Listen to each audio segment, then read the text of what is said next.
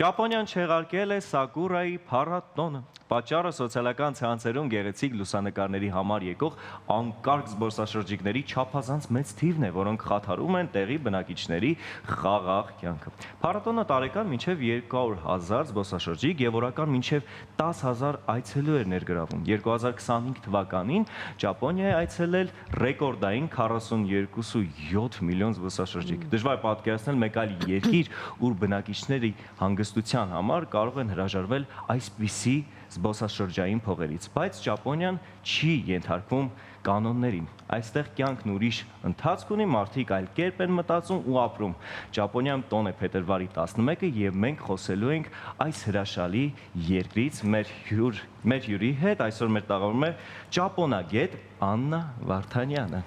Բարև ձեզ։ Բարև ձեզ։ Ինչպես պիտի բարևենք, Աննա, դուք էլ ասեք։ Կոննիչիվա։ Կոննիչիվա։ Ահա, լավ ստացվեց։ Աննա, եկեք նախ եւ առաջ խոսենք այն մասին, որ այսօր փետրվարի 11-ն է, Ճապոնիայի համար կարծես թե տոն է, եւ ինչպես է սա նշվում եւ ինչով է առանձնանում հենց այս օրը կալենդարում։ Այո, այսօր Ճապոնիան ոչ աշխատանքային օր է եւ ըստ լեգենդի մեր թվարկությունից առաջ 660 թվականին առաջին կայսերն է ձեռնադրվել եւ կայսերական դինաստիայի հիմնումն է փաստորեն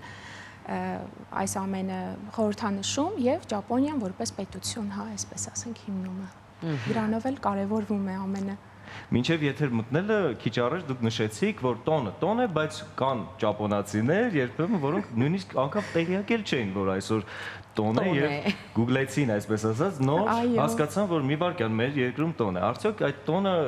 հիմա կրում է ֆորմալ ինչ-որ բնույթ եւ ուղղակի հանգստյանորեն նշվում պետական մակարդակով, թե կան ավելի սկզբունքային, ավելի պահպանողական ճապոնացիներ, ովքեր նշում են, ասում են, չէ, այսօր մեր պետական տոնն է, մենք նշում ենք։ Պետական տոն է իհարկե, վստահ եմ, որ օրվա ընթացքում նրանք ամեն դեպքում կիմանային այդ մասին, ինչ օր է այսօր։ Ճապոնացիները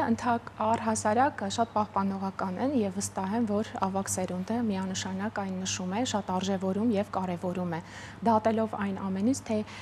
որքան երկար ժամանակահատված հազարամյակներ իրենք շատ այսպես ամուր կարճած են իրենց արմատներին, շատ լավ ձևով պահպանում են իրենց սովորույթները, ավանդույթները, մշակույթը։ Ինչով է Ճապոնիան առանձնանում մնացած բոլոր երկրներից։ Այդ վստահ ենք, չէ՞, մենք որ այն առանձնանում է եւ դա ֆենոմենալ է, կարծես թե Ճապոնիայում ժամանակակից կյանքի համընթաց լինելը, պահպանողականությունը, խոսենք այս մասին։ Կարծում եմ Ճապոնիան, քանի որ միատար է, օրինակ, ինչպես մենք եւ հազարամյակներ իրենք ապրել են իրենց այս պահի նաեւ հատվածի վրա, հա, հողի վրա, կարողացել են շատ լավ ձևով ընկալել հայրենաճանաչեն, իրենց երկիրը շատ լավ են ընկալում եւ այդ հայրենաճանաչությունը նաեւ բերում է հայրենասիրության բոլոր առումներով։ Դպրոցական ծրագրերում, թեկուզ համալսարաններում ես ուսանողական տարիներին անընդհատ տեսնում էի, թե իրենք օրինակ դպրոցականները իրենց գիտեն ամեն մի ծաղիկի անվանումը, ծառի անվանումը, տեսակները, իրենց ծրագրում այդ ամենը կա եւ կարծում եմ այդ ֆենոմենը իրենց մոտ գենային արդեն մակարդակով է գալիս եւ փոխանցվում սերնդե սերունդ։ Իդեպ նշեցիք Սակուրայի տոնի չեղարկման հետ կապված,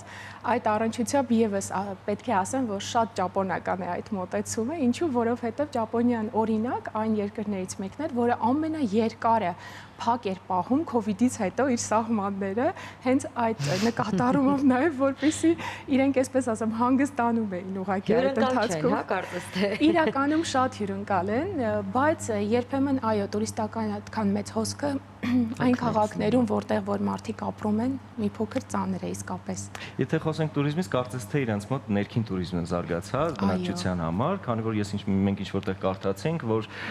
երբ օրինակ ճապոնացիներ ունենում են արձակուրդ, նրանք նախընտրում են իրենց երկրում ճանապարհորդել, քանի որ իրենք կարծում են, որ իրենց երկրում ամեն ինչ կա։ Արդյոք դա հայրենասիրությունից է խոսում, թե իրոք այնպես այնտեղ ամեն ինչ կա։ Իրականում այնտեղ ամեն ինչ կա, ճապոնացիների շատ քիչ տոկոսն է ընդհանրապես ճանապարհորդում եւ այստեղ նաեւ մեկ այլ հետաքրքիր հանգամանք էլ կա, եթե նկատել եք օրինակ դրսում արտերկրում ճապոնացիները իրենք անպայման խմբերով են ճանապարհորդում, անհատ մակարդակում շատ քիչ է նման ճանապարհորդություններ լինում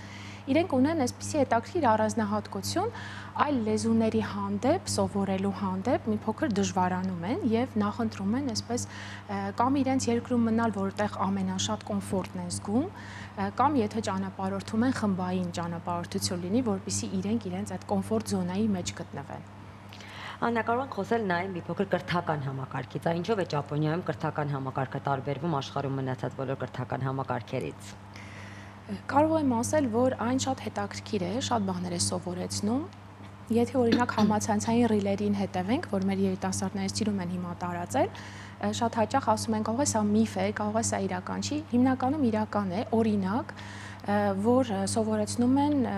քո սեփական եւ շրջապատի հանդեպ մաքրության զգացողությունը։ Օրինակ, աշակերտները բաժանվում են խմբերի եւ ամեն մի խումբ մաքրում է տվյալ օրը, տվյալ դպրոցի բուֆետը, օրինակ, հա, այսպես ասեմ։ Շատ կարգապահ են ամեն հարցում։ Իրենց կրթական մակարդակի նաեւ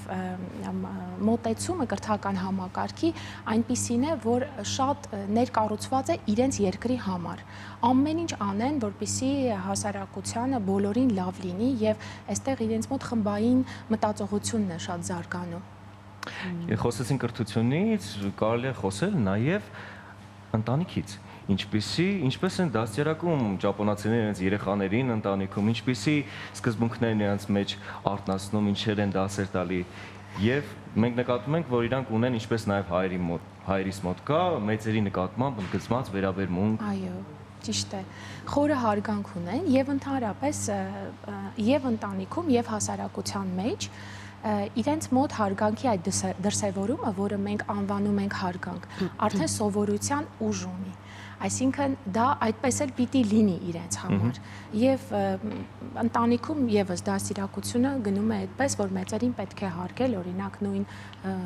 մետրոյի վագոնի գնացքներում անպայման տեղը կզիջեն եւ այլն եւ այլն։ Շատ պահպանողական են այդ առումով։ Մենք խոսեցինք այն մասին նաև, որ այս ամենը տանում է դեպի այն, որ հասկանանք, որ շատ ավանդապաշտ են, բայց արդյոք նոր սերունդն էլ է այդպիսին, որովհետև կարծես թե նոր սերնդի ճապոնացիների մեջ մի փոքր տարբերություն տեսնում ենք, թե մշակութային առումով, թե այսպես ավելի հագուստի առումով, կարծես թե ավելի ընդարձակ են, ավելի ազատ են,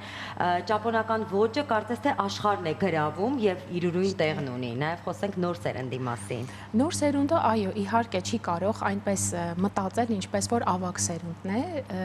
բայց այդ ամենի հետ մեկտեղ ես կարող եմ ասել, որ իրենք կարողանում են հինը նորի հետ շատ լավ համատեղել։ Հենց դրանում էլ իրենց հետաքրքիր առանձնահատկությունն է, որ հին ավանդությունը կարողանում են ինչ-որ նորովի այսպես ադապտացնել այս օրերի մեր պահանջներին։ Նոր սերունդը բավականին ազատ է, այո, ավելի լայն է մտածում եւ ավելի շատ է իհարկե ճանապարհորդում, ավելի շատ է ճանաչում աշխարհը։ Աննա, եթե խոսենք օրինակ ճապոնացու մասին, որպես անձ, կարծես թե ճապոնացիները բավականին լուռ են։ Եթե մենք կարդում ենք ճապոնական գրականություն կամ դիտում ենք ճապոնական կինոարտադրության ֆիլմերը, մենք հասկանում ենք, որ այնտեղ կա ինչ-որ մելանխոլիա, կա նաև ինչ-որ թախիծ, բայց ռոմանտիզմ եւ ժամանակ, բայց ավելի շատ գերակշռում է կարծես թե այդ մելանխոլիան, թախիծը, չնայած միևնույն ժամանակ ես ինքս ինձ դիսոնանսի մեջ եմ ընկնում, երբ որ հիշում եմ առավոտյան կասկադում այցելող ճապոնացիների բարձր ճչացող ոնց զանգվածը, բայց միևնույն ժամանակ իրենց մեջ կարծես թե կա դա, այ որտեղից է դա գալիս։ Էլի ազգային ինչ-որ մենթալիտետ է, մտածողություն է, լեզվամտածողություն, որովհետև այդ լռությունը նաև խոսուն է, իրենք պարզապես չեն լռում, իրենք լուռ խոսում են, ամեն մեկը իր մտքերով կամ ենթադրենք, եթե երկու հոգի են լռում եւ իրար շատ լավ ճանաչում են, կարող են անգամ մեկ թեմայի շուրջ մտածել եւ այդպես միասին լռել կամ խոսել, լռելը ճակերտների մեջ։ Իսկ սիրելուց էլ են այդպես լուռ խոսում։ Անկեղծ ասեմ, ես այդ հարցի չեմ կարող պատասխանել։ Զբոսաշրջությունը կարծես թե բավականին տարածված է եւ շատ ենք տեսնում, որ ճապոնացիներ, ինչպես դուք նշեցիք, խմբով եւ պարտադիր տեսնում ենք այսպես բարձր մի փայտ, որի վրա կա մի նշան եւ բոլորը քայլում են դեպի այդ նշանը, հետաքրքրված են Հայաստանով, Հայաստանի մշակույթով, ինչով է սա պայմանավորված կամ ինչքանով են նրանք ծանոթ Հայաստանին եւ ընդհանրապես մեզ։ Հայաստանով շատ հետաքրքրված են եւ հատկապես քրիստոնեական туриզմով են շատ հետաքրքրված, ինչը շատ հետաքրքիր ուղղությունն է վերջին տարիներին։ Կարծում եմ, որ դա պայմանավորված է նրանով, որ եւ հայ ժողովուրդը եւ ճապոնացիները արդեն ֆիքսեցինք, որ Նմանություններ ունեն, ավանդական են եւ հազարամյակների պատմություն ունեն եւ մշակույթ ունեն։ Ես կարծում եմ այդ հնությունները մեկը մյուսին գրավում է շատ։ Մեր եկեղեցիները, որ տեսնում են, նայում են, որ դարի է, ապշում են ուղակի եւ շատ խորը հարգանքով են վերաբերում հայ ժողովրդին։ Հետաքրքիր է։ Խոսենք նաև ճապոնացիների սգալու մշակույթի մասին, հա, 10 քանի տարի առաջ, կոնկրետ այս պահին չենք կարող հիշել, տեղի ունեցավ ցունամին եւ մենք տեսանք, հա, թե ինչպես հավաքվեց ազգը մեկ բռի մեջ եւ ինչ լուր կարողացավ անցնել, հա, այս ցավը։ Խոսենք նաև այս մասին, այսինքն այս լուր սգալու։ Գուցե մեզ համար թվացial անցնել, բայց իրենք դեռ այդ ամենի մեջ են։ Ճապոնացիները շատ տոկուն են։ Եվ իրենց մեջ այդ տոկունությունը օրինակ նույն դպրոցական տարիքից, որ այդ այսպես ասեմ, դիմացկուն են շատ։ Եվ այդ լռության մեջ նաև իրենց այդ սուքն են պահում, գերադասելով չտարածել այն շրջապատի վրա եւ տրամադրությունը չփոխել։ Ցունամի դեպքը առաջինը չէր բնականաբար ճապոնացի ժողովրդի մոտ եւ իրենք նաեւ այդ առումով են նման մեզ հայերիս, այնպիսի ճանապարհ են անցել, որ կարողացել են հաղթարել, իրենց մեջ իրենց բանաձևը գտել են։ Դա աշխատասիրությունն է, շարունակել առաջ մտածել, երբեք չընկրկել եւ զարգանալ։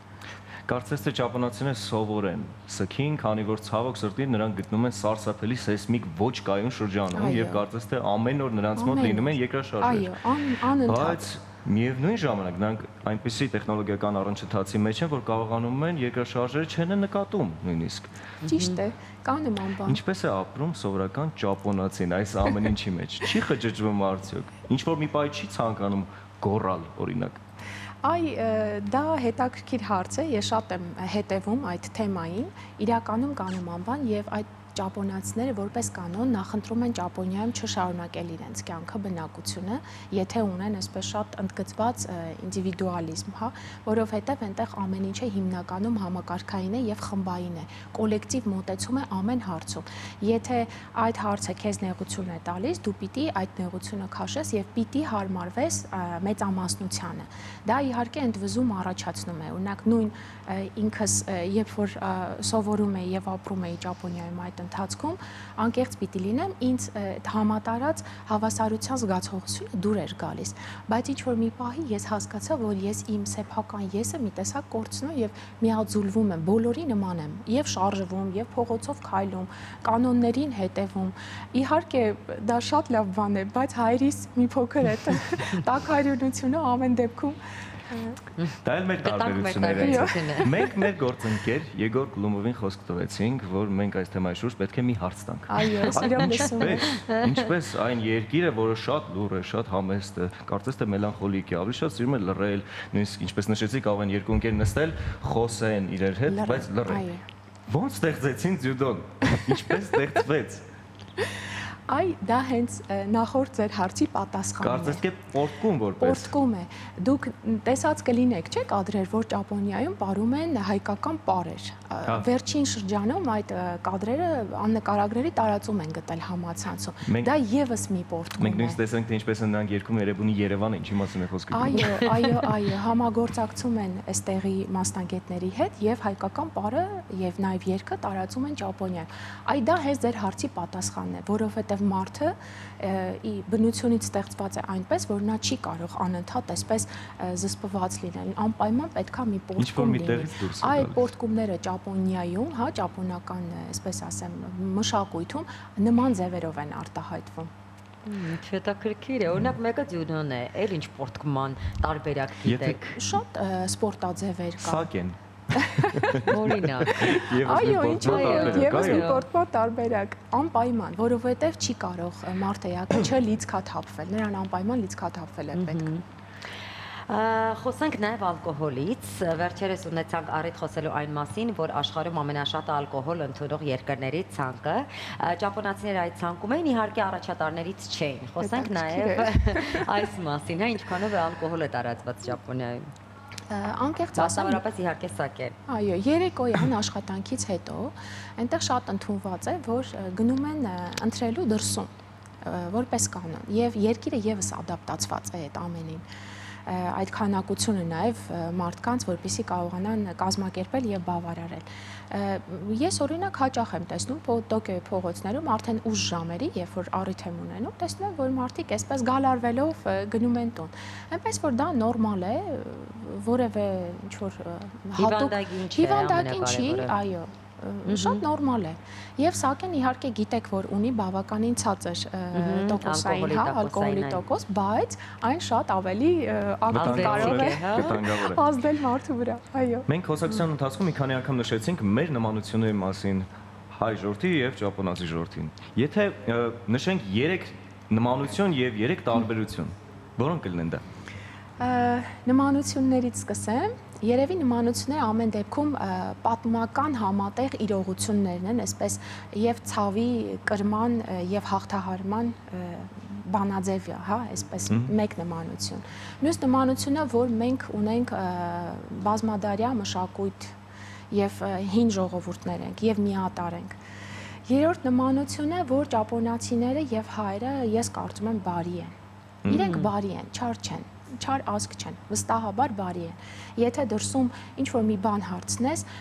ճապոնացուն օրինակ ինչպես գտնել այս ճանապարհը, հավատացնում եմ ձեզ, իր բոլոր գործերը կթողնի մի կողմ, եթե ընդհուպ միջև կգա քեզ հետ այդ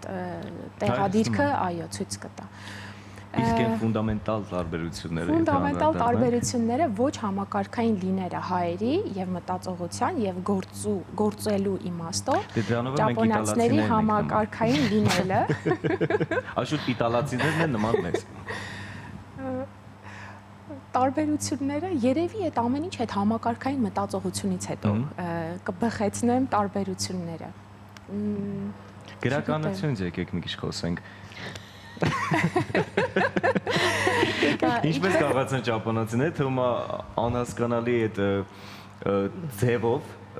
արտահայտչամիջոցով գրավել աշխարհը։ Ձեզ անկեղծ ասեմ, նույն գրականությունը, նույն ճապոնական օրինակ հայկունները, եռատողերը, իրենց մեջ առաջին հայացքից իրենք պարզունակ են, բայց պարզունակ չեն, ուղղակի պարզ եւ հանրամատչելի ձևով են մատուցում։ Այդ պարզության մեջ կա մեծ խորություն։ Օրինակ, եթե ես իմ գրած հայկուներից հիմա արտասանեմ, պատկերացրեք այսպես. Չեմ եղել դրախտում, բայց տեսել եմ Ճապոնիան ծաղկած, սակուրայի գետ։ Այդ պահի իմ ունեցած այդ տեղանքում կանգնած տպավորությունով ես ոնց որ հորինել եմ, հա, գրել եմ իմ մտքում առաջին հայացքից պարզ մտքերի շարադրանք է, բառեր իրար կողք, բայց ամենում խորություն կա։ Նույնը ճապոնական գրականությունն է։ Հետո գիտեք, քանի որ իրենք շատ տարբերվող են, մյուսներին գրավում է այդ տարբերվող լինելու, այո, հետաքրքիր է, ուզում եմ տեսնել ճապոնացիները ինչպես են մտածում, ինչպես է խորհում, որովհետև ճապոնացիները օտար ազգիներին շատ իրանց մեջ չեն թողնում, որպեսզի դուք հարց տվեցիք, ես ձեր հարցի պատասխանը չգիտեմ, որովհետև այդ թույլտվությունը, այդ նեղ միջավայրում հայտնվելը եւ իրենց իրական մտածողությունը զգալը եւ իմանալը շատ բարդ է, այնտեղ տարիների աշխատանք եւ ընկերություն է պահանջում, որպեսզի կարողանաս իրենց ավելի խորությամբ ընկալել։ Բայց կարևորն այն է, որ մենք գտանք բավականին շատ նմանություններ մեր եւ ճապոնացիների միջև, ամենակարևորը, որ մենք բոլորս ավանդապաշտ ենք, սիրում ենք մեր ընտանիքները, չենք մոռանում մեր նախնիներին։ Շնորհակալություն։ Հուսամ որ հաջորդ անգամ երբ մեզ հյուր կգաք, գոնե մի քանի ավելի շատ նախադասություն կիմանանք ճապոներեն, կփորձենք ձեզ հետ խոսել ճապոներեն։ Եթե չեմ սխալվում, շնորհակալությունը, արիգատո։ Արիգատո գոզայմաս։ Արիգատո, որ մեզ հետ եք այսօր, արդեն ես 3 բառ գիտեմ, սակե, կոնիչիվա, արիգատո։ Ինձ ուրիշ ոչինչ էլ պետք չէ։